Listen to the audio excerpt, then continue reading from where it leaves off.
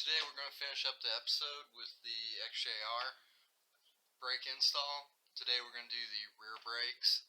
And to do the rear brakes, there's one extra step you need to do to release the parking brake. And we'll show you that in just a minute. To shut off the parking brake, normally when you take the key out, what you need to do is with your key on, put your foot on the brake, hold the parking brake down, you hear it open, and then turn your key off. So now your parking brake has released. Make sure your wheels are completely chalked, and when you jack it up, find use your jack stand to support it on also.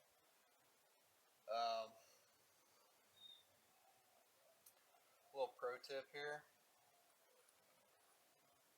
if you stop working on your car about halfway through it, because I had to cook dinner, and you go out the next day, make sure you remember where you put this. Me, I left mine in the last wheel I took off. If all you're doing is changing out the disc brakes, all you need to do is tap out this pin and this pin, take that little spring tensioner off, pull the pads out. Super easy. Make sure you scrub on the corners, which you can do with the small brush. But we're changing out the rotors also. So like I say, we made sure the parking brake was disabled.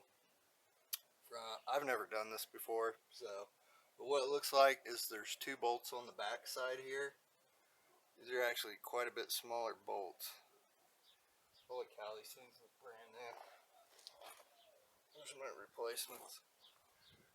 Yeah, if you can see the difference between the two, it looks like hardly anything has come off of that. But I'm putting new rotors on, so I want to make sure I got new pads also. Man, what a bummer. I bet if I got a caliper that's got hardly anything missing. Oh well, it is what it is. But we got new brake pads on, or new brake pads to put on, and yeah.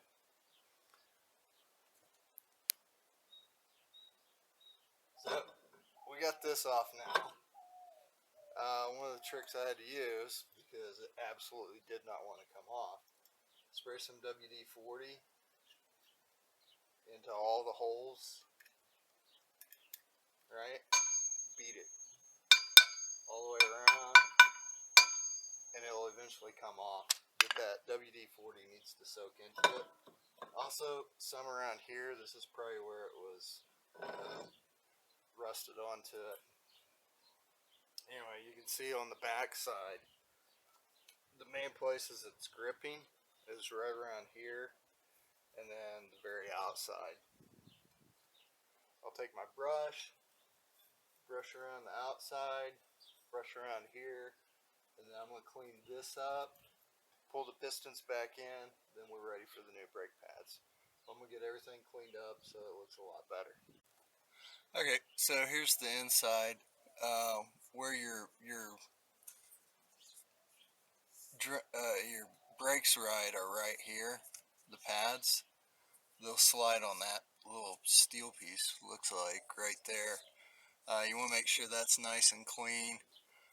These are a little different. They've got like a lip down here that comes all the way up, and you probably can't see it on the back side, but there's no, or on the front side, there's no lip on there. So mainly what you want to do is clean off the little circles here, because that's where your pistons are. And then be careful, because these pieces right here between the piston and the rest of the caliper are rubber, so you don't want to damage those. And with us not compressing them yet, they're easier to get to clean off without messing up the rubbers there. Alright. I did the backside first using the caliper and a C-clamp to compress the pistons back in there. And then I switch to the front side. If you can see, got a piece of wood so it doesn't scratch up where it says Jaguar. And then when I clamped this side down, of course one of the pistons came out.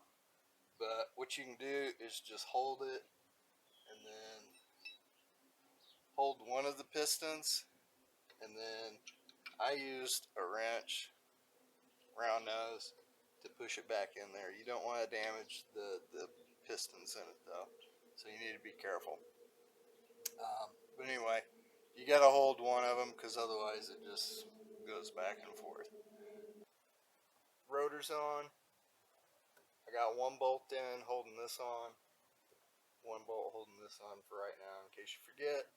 The big bolt goes in the back, small bolt goes on the front. These have some type of grease on them, so I'm going to go ahead and throw some copper anti-seize grease on here, and then I'll bolt them on. I'm not going to get them in the threads, I'm just doing it on this part because it seems like it slides back and forth. By the way, these fit in good, so I'm not going to compress those because I know these things have all kinds of issues when you do stuff to them. So since it fits on there, it's about as loose as it was before. I'm not going to mess with that. A couple notes about putting these back on. The top bolt needs to already be in the caliper before you put the caliper in, because if you put the bottom bolt in, you'll figure out that there's suspension parts in the way. So don't ask me how I remembered that.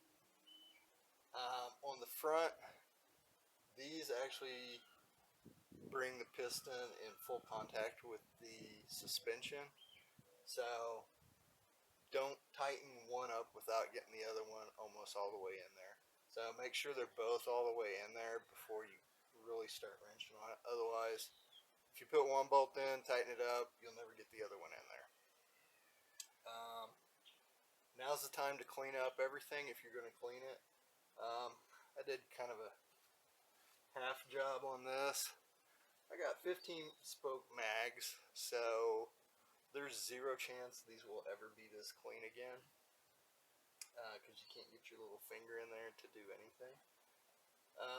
The back, if you want to make it pretty, now's the time to paint it. Use proper caliper paint. This is a natural finish and it doesn't really clean up real well. Yeah, so we got all that.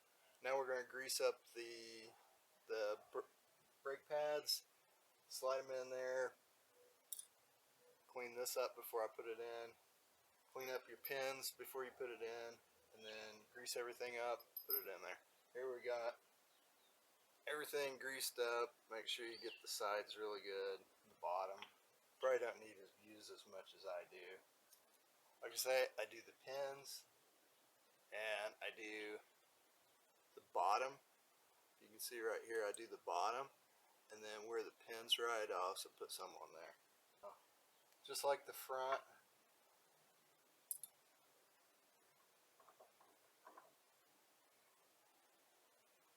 these things should slide right in, no problem. If not, you didn't scrape enough of the insides of the calipers. So there we go. The reason I say to clean up before you put the brake pads in there is you don't want to getting that brake cleaner on your pads, brand new pads. Put the clip in there, it goes like this.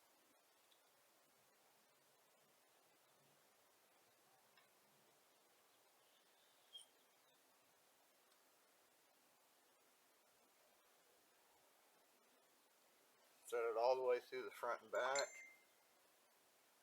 Now's a good time to tap that in there.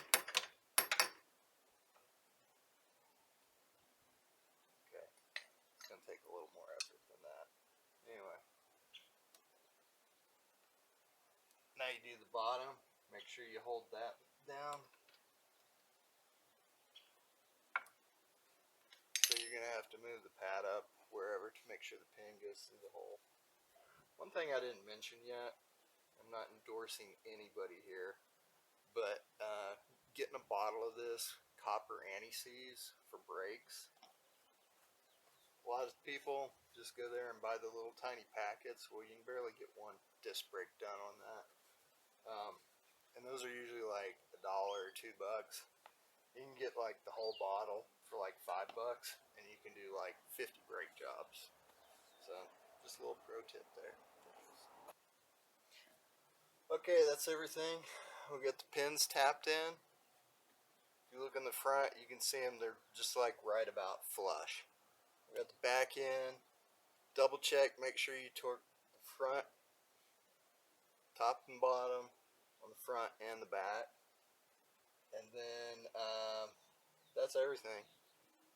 Now, put the wheel back on, tighten the lug nuts up, let your jack down, take your jack stand out if you have a jack stand, which you should. And then once it's on the ground, retorque your bolts and you're good.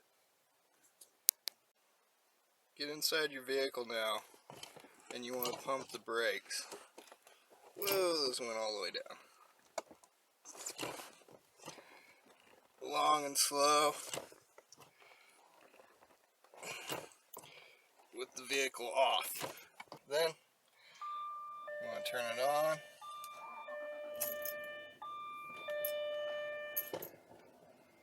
Now I pump the brakes some more.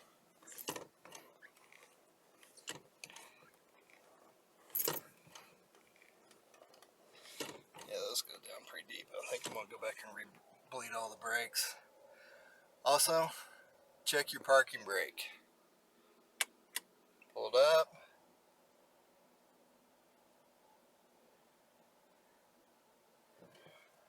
So, I can feel that I've got brakes. So I'm going to put it into neutral.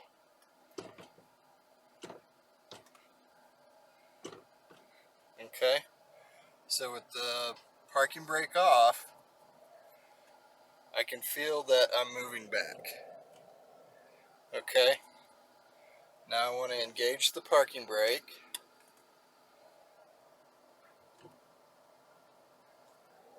And I'm no longer moving. Okay. Foot off the brake. Parking brake's working. And there it is. Alright. Cool. So I'm going to take the parking brake off. And we're moving again. Okay, cool. Everything works. So now that you got your brakes, your new pads, you need to bed them in. So if you Google online how to do that, basically you do 3 stops from 45 down to about 5 miles an hour, relatively close together. You don't want to come to a complete stop. And then you do 7 or 8, 65 to about 15, maybe even as low as 5, but you don't want to come to a complete stop. And do them back to back to back. After that, after you've done like the 7th or 8th, if you can feel it fading out, you know you've got them bedded in pretty good, or you've heat cycled them really good. Then you want to make sure you got a long stretch of road somewhere, and you're able to keep driving to let them cool off for about 10-15 minutes. That's it. So, hope you enjoyed the show. If so, hit like, subscribe, whatever. No squeaking all the way around. Really happy with the new brakes. Also, I did go back and bleed the brakes, so much better performance. Might have been one of my issues in the first place. So, anyway, that's all for now. I got a few things that I'm also going to be working on soon, and then I need to get the video up for the stereo install that I did. So that'll be coming out next. Anyway, thanks for watching.